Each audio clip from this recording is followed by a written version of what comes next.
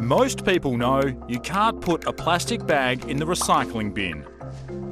But what about a Pringles can? Or a bottle with a top on? Or the toothpaste tube? As Australians, we buy 3.5 million tonnes of plastic each year. Only about 11% of it can actually be recycled. Much of it used to get sent to China until the global market for recycling waste has changed dramatically. China has imposed some impossibly hard purity levels for household recycling. China's very own war on waste. That ban created upheaval in recycling markets right across the world. There will be pain, there will be operators that will struggle. When China changes its mind on what it's going to purchase, it absolutely impacts the whole market. That didn't stop Australians putting their recycling in the bin, or the bins being collected, or the recycling turning up at sorting centres, day after day after day. Australia was left with a problem the size of, well, the size of a giant pile of rubbish. But now the great news is things are beginning to turn around. There's a new industry growing. We're taking our own waste and recycling it ourselves.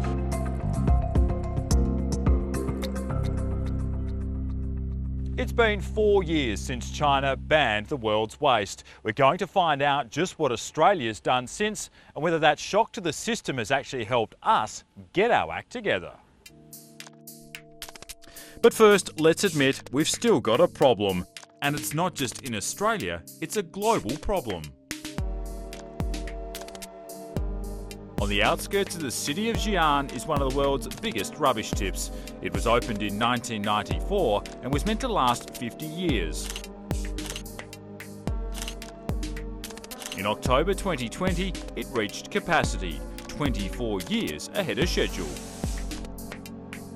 And if you want an idea of how much trash is in there, the entire area is the size of 100 football fields and it's 150 metres deep. By 2030, the World Economic Forum estimates China will create 3 times the household waste of the United States. China is generating so much waste themselves, it's no wonder they didn't want ours. Sending our waste to China was a convenient way to deal with the issue. It was out of sight and out of mind. By the time the China ban kicked in, we were using 3.4 million tonnes of plastics in Australia. Just 9.4% was recycled. Of that, we still sent more than half of it offshore. The problem was, it wasn't really our recycling, it was our rubbish. The stuff we were sending was contaminated. Unwashed food containers, dirty nappies, mixed materials. Without China, we tried to send it elsewhere. Malaysia, Indonesia and Vietnam. But that didn't last long either. They also stopped the practice. In fact, they sent it back. A problem that we'd pushed offshore for so long was all of a sudden stuck on our doorstep. Australia had been caught with no plan and an industry that couldn't cope. Decades of uncontrolled consumerism had just caught up with us. Here it is, the most amazing food wrap ever developed, Saran Wrap. That's right, there's nothing like Saran Wrap. It's the crystal clear plastic that lets you see everything you wrap. Plastic became the must-have material in the 1950s. Tupperware party. During the 60s, global plastic production increased by 400%. By 1979, we were making more plastic than steel. Out in the scrub, don't be a grub. Keep our parks clean. Do the right thing, do the right thing, do the right thing, do the right thing. Despite doing the right thing since the 80s, we've been generating more and more waste, including a lot of plastic. Nowadays, everything can be made in plastic. In 1980, we used nearly 70 million tonnes of plastic. The sad thing is, that was nothing. Today we use 6 times the amount of plastic we used back then. Every year we produce 100 kilos of the stuff for every single Australian. The amount of plastic we use is expected to double between now and 2040. Recycling has helped deal with some of that. In 1996 we recycled just 1.5 megatons of waste. In 2019 we recycled 31.7 megatons. But here's the thing, it hasn't made a dent in the amount we are sending to landfill. In 1996 we filled 21 megatons of landfill. In 2019 we filled 21 megatons of landfill. All that new recycling we've been doing has been completely cancelled out by the fact we're creating ever more waste.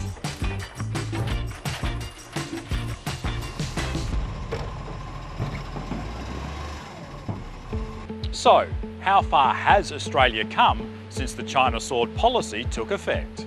Last year, the federal government turbocharged the recycling industry, announcing $1 billion investment to be shared by the states and industry.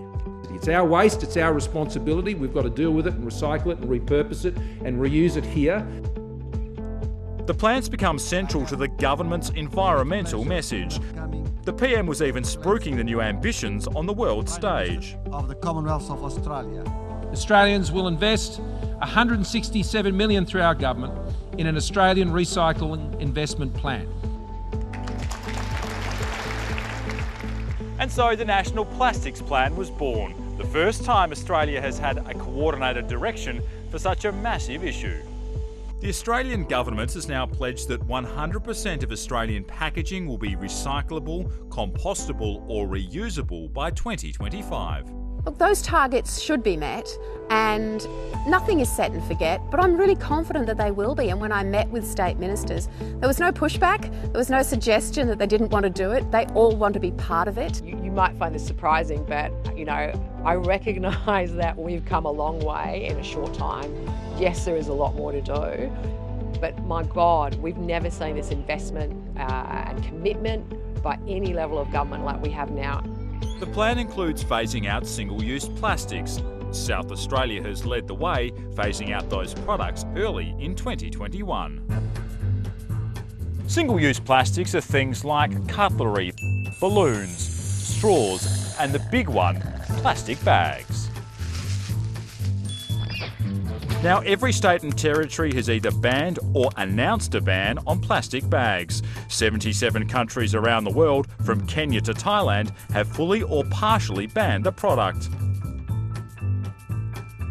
But plastic bags are just one small part of the problem. Now the next target is plastic cutlery and those straws. Coffee cups, plastic plates and cotton buds. Even the little stickers on fruit. Because of this one little thing, wasted food is contaminated and can't be professionally composted. There's a lot to sort out, and sorting it out begins at the point of sale. There are more than a dozen different types of recycling labels. Some mean only parts of the packaging can be recycled. Others mean it can be recycled, but not in the normal bin. A number inside the symbol means something else altogether. Those numbers represent all the different types of plastic. PET, styrene, HDPE, PVC, was that me? And depending on what sort of plastic it is, determines how or even if it can be recycled. What's worse, manufacturers can actually put any logo they like on a label, even if it isn't recyclable. This symbol does not mean this product can be recycled. In fact, quite the opposite. If that's the only symbol, then it generally means it can't be. The green dot just means the company has made a financial contribution to reduce landfill in Europe. We do have the Australasian recycling label. You might have seen it in some of the packaging you've bought. It provides the consumer with detailed information on how to recycle, sometimes by individual component. The scheme is voluntary and it doesn't cover products imported from overseas.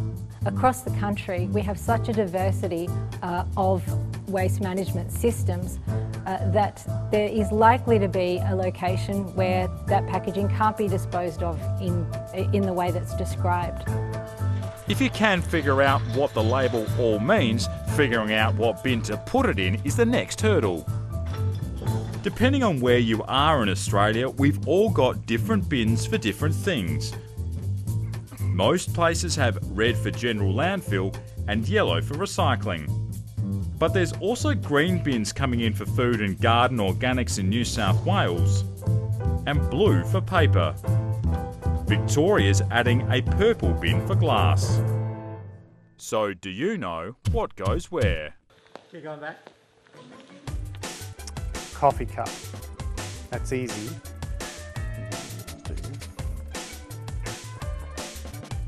Red bin. So Pringles not chipped. Chocolate wrapper. Food packaging.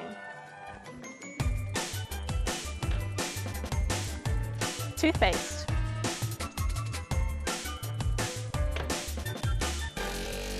Bubble wrap.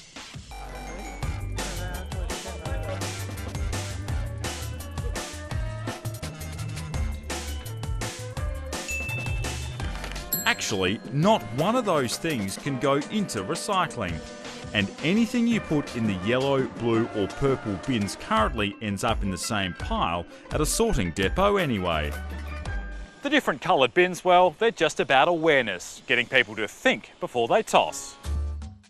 46% of councils in Australia say the #1 mistake residents make when it comes to recycling is putting soft plastics into the recycling bin. That's closely followed by the second biggest mistake, wrapping actual recycling in a soft plastic bag. When you do that, the whole lot ends up in landfill. If you can scrunch it up, do not put it into your recycling. It gets caught in the recycling equipment and can stop this huge machinery in its tracks. If it doesn't, it'll behave like paper because it's so light and cause what recyclers call contamination. Chances are all that paper will now have to be dumped into landfill, all because of your one plastic bag. But now help is on the way. The Australian Council of Recyclers is rolling out a new app nationally. So I'm going to take a photo of this plastic Ziploc bag. And what do I do with this? It says place it in the garbage bin. But it also gives me a range of alternative disposal locations because this is a soft plastic and it can be dropped off at one of the Recycle drop-off locations at your local Coles and Woolworths, for example. Just pop it in the screen and it'll explain to me that I can put it in my yellow lidded commingled recycling bin. It also provides me with a range of alternative disposal locations because this is part of the container deposit scheme. So if I want to earn my 10 cents for it, I can drop it off there. But there's still a lot of different products in the recycling stream in our yellow bins. Brand new shoes, tennis balls, kids' toys that are brand new, magnet balls, backpacks that are brand new. Balls that'll give you shocks. Yeah, stuff that you'd expect people not to throw out. It's amazing what comes through here. With such a wide array of random stuff, including all those balls, sorting out the real recycling from the rubbish has been one of the biggest hurdles to overcome.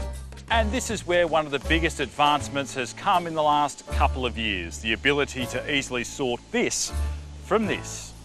Steve, talk us through how important sorting has been to improving the entire recycling process. So sorting is the biggest challenge in recycling plastic, as all the polymers or all the bits of plastic are different materials and as such need to be separated to make the whole of the sorting process viable.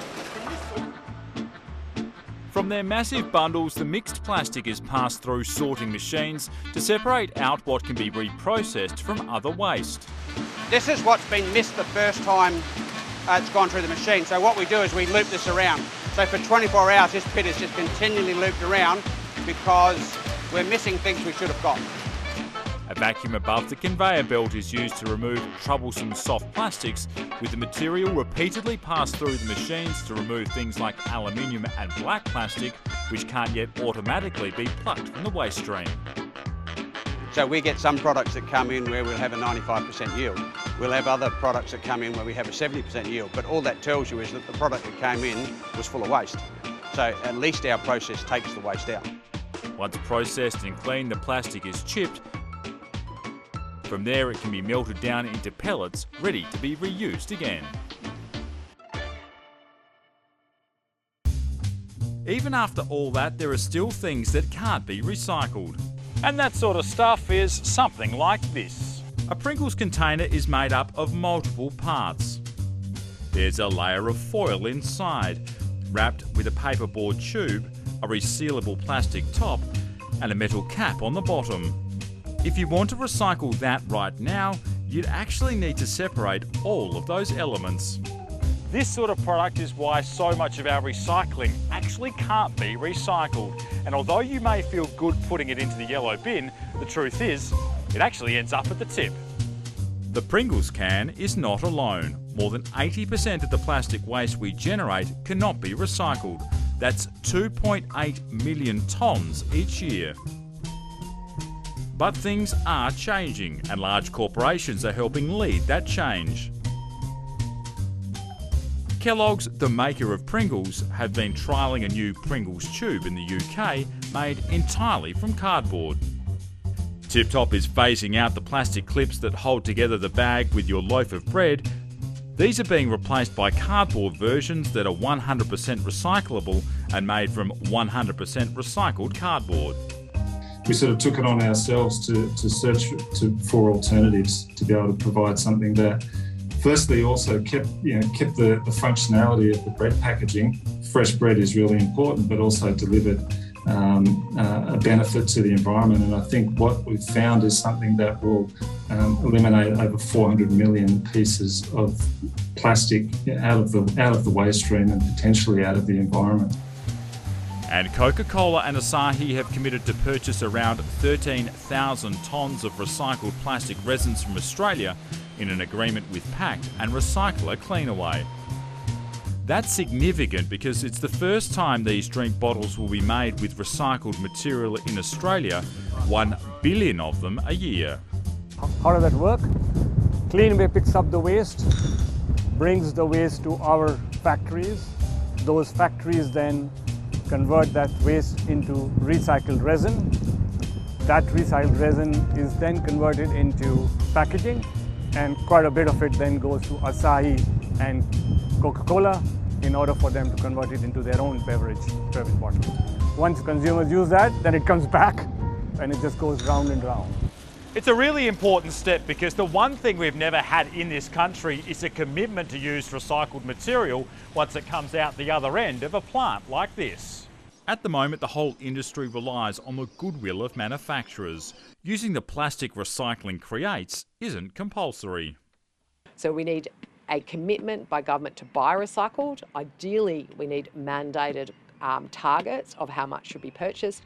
And finally, we actually need to start investigating things like virgin taxes. If you want to use virgin materials and not recycled, there should be an additional tax associated with that, like we're seeing in France and the UK. So there's a few things left, but I've got to say, there's been a massive shift since 2018 towards addressing this issue.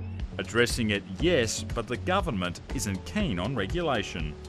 It's not necessary to simply regulate every step of the way, and I know that's the approach the European countries have taken, but it adds cost. Not good enough. I feel that we need mandate. It needs to be mandated. Labeling has to be mandated. Recycled content needs to be mandated. At the moment, it's governments and councils using most recycled material. In Melbourne's Western Roads upgrade, there are more than 190 million bottles. There's recycled plastic in freeway noise walls and even warning tape used by the NBN. As the quality of material improves, so does the products you can make with it. The plastic that used to come out of recycling plants was only good enough for things like flower pots and park benches.